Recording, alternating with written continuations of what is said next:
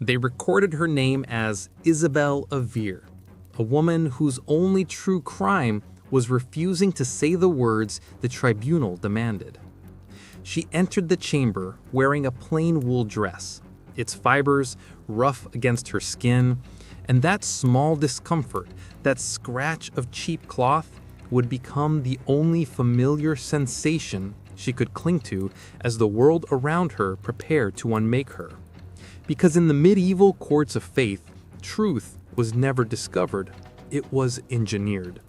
And Isabel was about to learn that the machinery of confession was far more terrible than any demon she'd ever been accused of praising. What makes her story so disturbing is the paradox it forces upon us.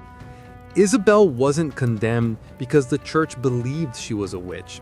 She was condemned because she believed herself innocent. In this world, innocence wasn't a shield, it was a provocation, a refusal to bend before systems that demanded obedience over truth, submission over reason, silence over conscience. You'll hear people say medieval torture was about the body. They're wrong. It was about breaking the mind, squeezing a human being until she began to doubt the memories inside her skull. As they marched her through the corridor, Isabel kept her eyes down, focused on the rhythm of her steps, the rasp of the cloth brushing her ankles. Because she knew that once she looked up, she'd meet faces trained to see her not as a woman, but as a vessel waiting to be emptied and refilled with whatever confession they required. She had heard the whispers. Women like her were stretched, pulled, interrogated until their sense of self snapped. But whispers remained manageable until the first iron door closed behind her. The inquisitor, Father Aldrich, spoke with the gentle cadence of a man performing last rites. That was the cruelty of it, the calmness, the moral certainty. He approached Isabel with a thin ledger in his hands and asked her if she wished to confess before the proceedings began, as if mercy were still available to her, as if the outcome were not already written in that ledger's neat script. When she refused, when she repeated that she had never summoned spirits or renounced God, Aldrich simply nodded. "Then we shall help your memory," he said, "the way a physician might discuss setting a bone."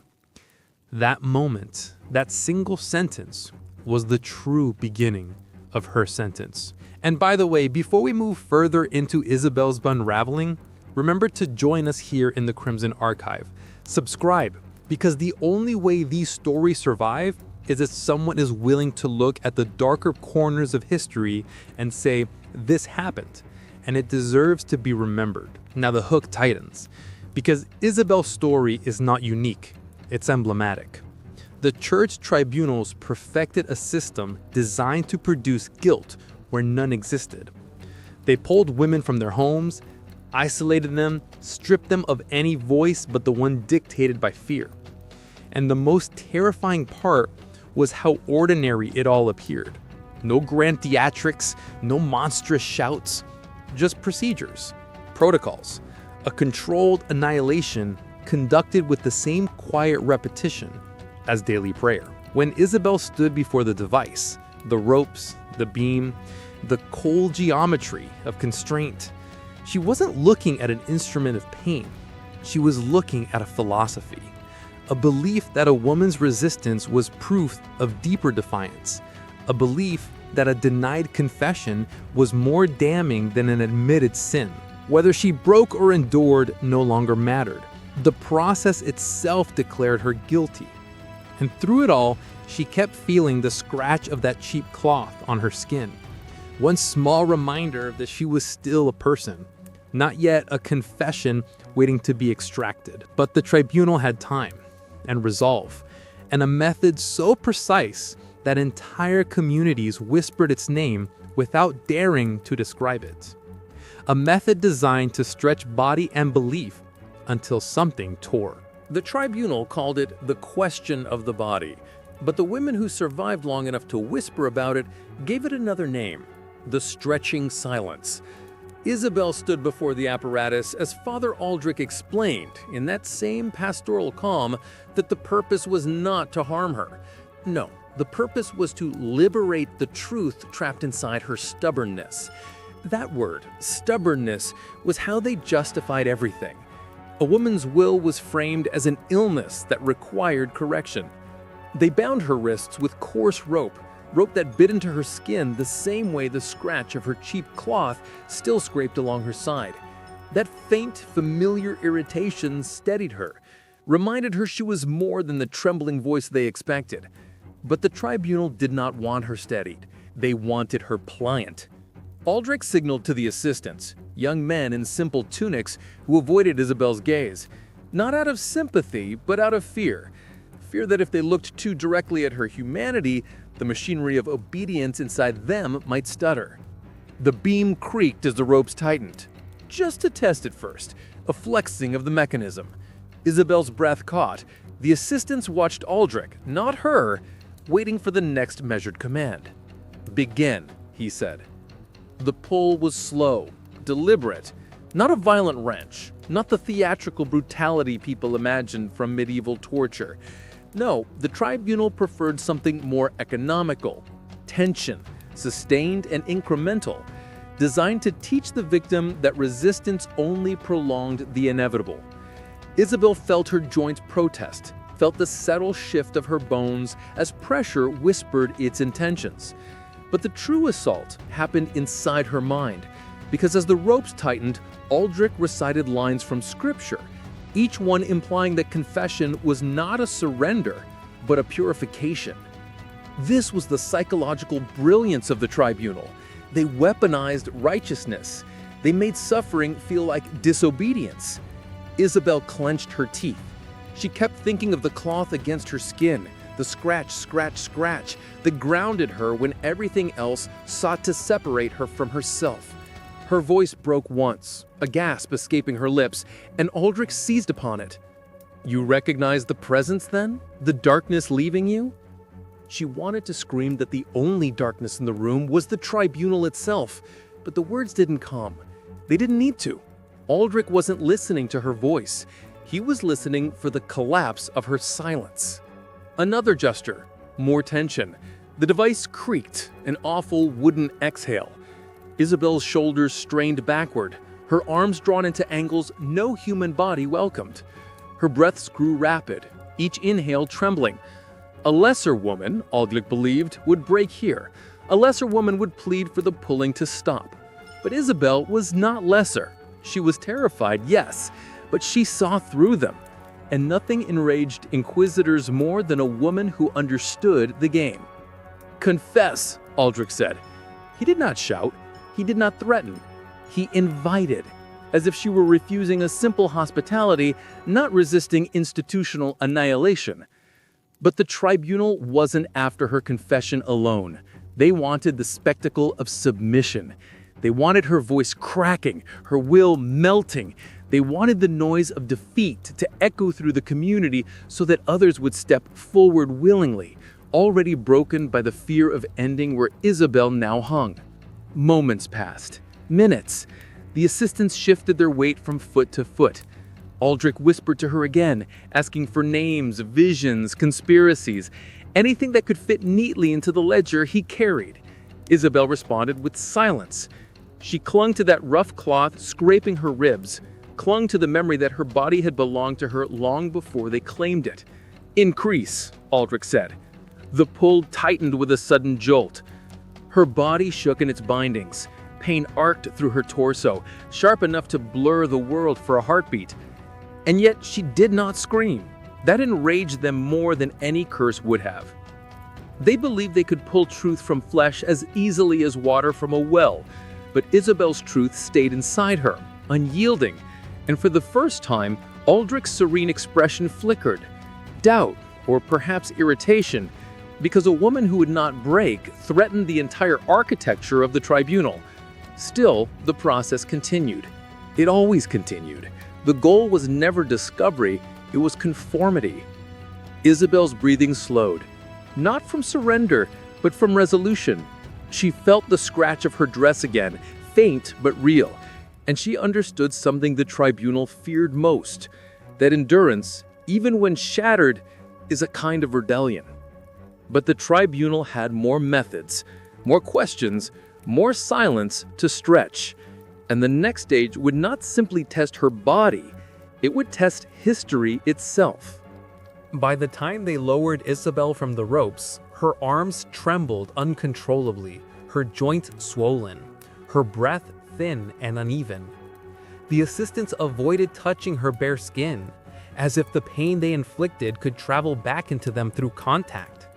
They draped her with the shawl, rough wool, cheaper than her dress, and when it brushed against her shoulders, that same scratch returned. The one constant in the room built to dismantle every other certainty.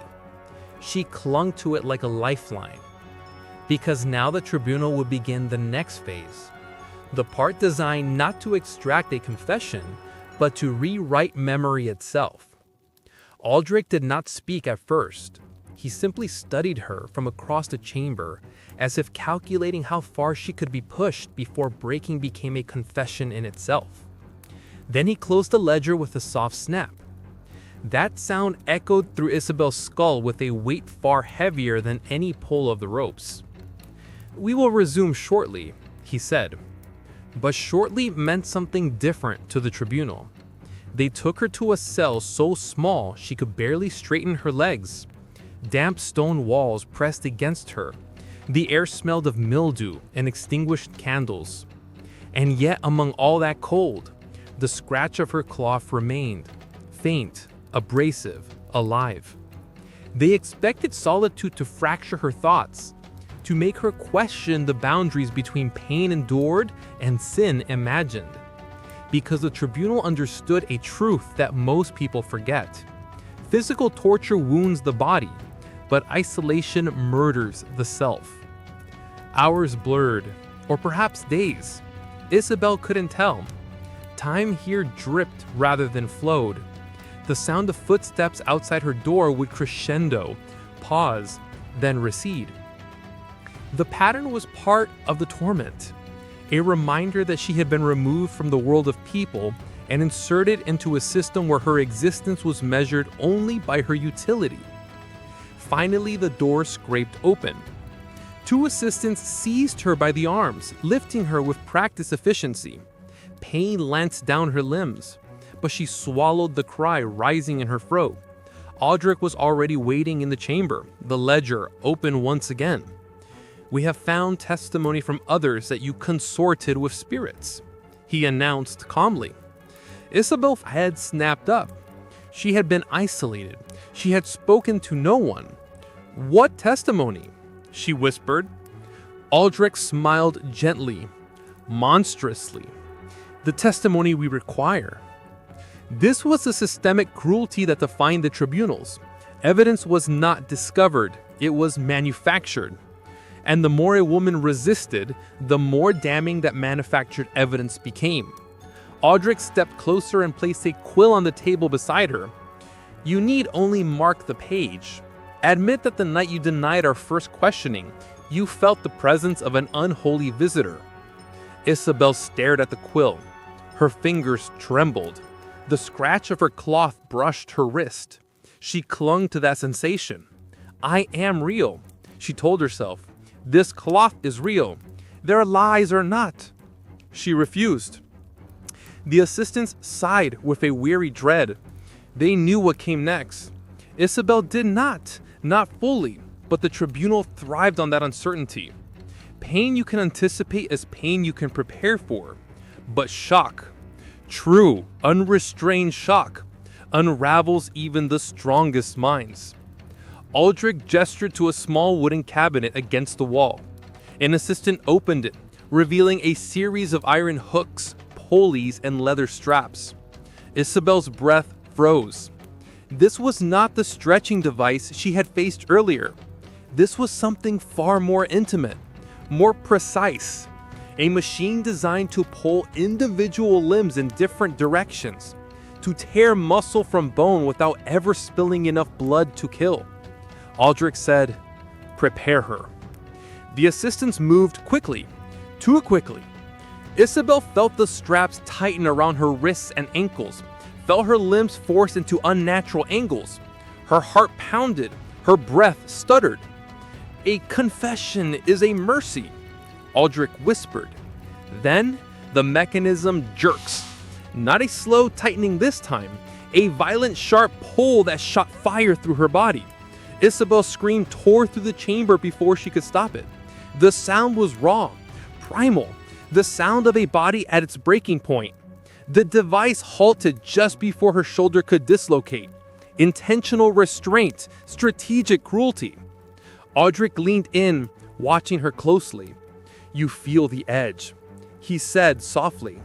"Next time, we go beyond it." But something unexpected happened. Isabel didn't collapse into pleading. She didn't surrender. She lifted her head, shaking, trembling, barely conscious, and whispered, "I will not give you what you want." Aldrich froze. This was the unpredictable shock the tribunal never prepared for. A woman who, even in the moment her body nearly tore apart, still clung to her last shard of autonomy. A woman who understood that a stolen confession would outlive her longer than any injury. The assistants exchanged fearful glances, because in that moment, they realized something terrifying. Isabel's will was becoming a legend, and legends, unlike bodies, cannot be stretched into silence. They released the tension slowly. Isabel sagged forward, half conscious, feeling the scratch of her cheap cloth again, a reminder that even in near destruction, some part of her refused to vanish. But the tribunal was not finished. If anything, her resistance had just condemned her to something worse. They returned Isabel to her cell long after midnight, though midnight was only a guess, a construct she clung to in the absence of any real measure of time. Her body quivered with every breath. Her limbs felt hollow, carved out by pain. And still, she felt the scratch of her cloth against her bruised skin. That faint rasp became a rhythm, a pulse, a threat tying her to herself. Even shattered, she could feel it. Even abandoned, she could claim it. What the tribunal never understood, what institutions of cruelty still fail to understand, is that systems built on obedience always underestimate the quiet resilience of the people they try to erase, especially women. Isabel had nothing left, no allies, no certainty, no physical strength. But she had that small, abrasive reminder of her own body, her own reality. And that was enough to keep her anchored when the tribunal decided to deliver its final blow. The next morning, Aldrich entered her cell alone. No assistants, no ledger, just a candle and the freshly pressed solemnity of a man about to orchestrate something irreversible. "You have become problematic," he said softly. "Others have begun to speak your name." That was the truth he feared. Not witchcraft, not heresy, influence. In towns governed by fear, a woman who does not break becomes an infection, a dangerous symbol capable of inspiring others to question the tribunal's power. There were murmurs already, mothers asking why Isabel had not confessed if guilt was so certain, daughters whispering that perhaps the tribunal did not seek truth after all. Aldrich saw it happening like rot beneath a floorboard, invisible until the final collapse. So, he presented her with an ultimatum. "Sign the confession," he said, placing the same quill before her, "or the sentence moves from correction to elimination." He meant execution, sanctioned, public, absolute. For a moment, Isabel's eyes drifted to the quill. Her hand trembled violently. She could barely lift her arm. The world swayed in a haze of pain and exhaustion. But then, the cloth brushed her forearm again, that same familiar scratch, scratch, scratch. It grounded her, reminded her that the only thing she had left, the final thing, was the truth inside her. She pushed the quill away. Aldrich exhaled slowly. A disappointed father, a weary priest, a man who believed authority granted him moral clarity. Then this is the end. But history stutters in strange places. And what happened next was never recorded in the tribunal's official documents, but it lived on in the town's oral memory. As they brought her to the square for sentencing, a crowd gathered, larger than expected, angrier than expected. Women in coarse dresses, men with downcast eyes, children whispering her name. And for the first time, Aldrich sensed something. Not rebellion, not violence, but doubt. Doubt toward him, doubt toward them, doubt toward the machine of holy justice he believed unquestionable. Because Isabel did not walk out as a broken heretic. She walked out as a woman who had endured everything they threw at her and still refused to surrender her reality. The scratch of her cloth clung to her steps like a ghost, a reminder of everything they failed to erase. Some say a stone was thrown. Others claim silence cracked first. The records mention a disturbance, nothing more. But within months, the tribunal dissolved. Whispers became accusations, not against Isabel, but against Aldrich's methods. Innocent blood, they murmured, manufactured evidence, excessive zeal. Isabel did not live long after her sentencing. The injuries had already carved too deeply into her body. But the system that tried to break her died with her. That was her final defiance. And we tell her story not as a spectacle of suffering, but as a warning. Because systems built on forced confession, coerced obedience, and state-sanctioned terror still exist today. They no longer use ropes and rags. They use algorithms, propaganda, isolation, shame. The mechanisms evolve, the motives remain.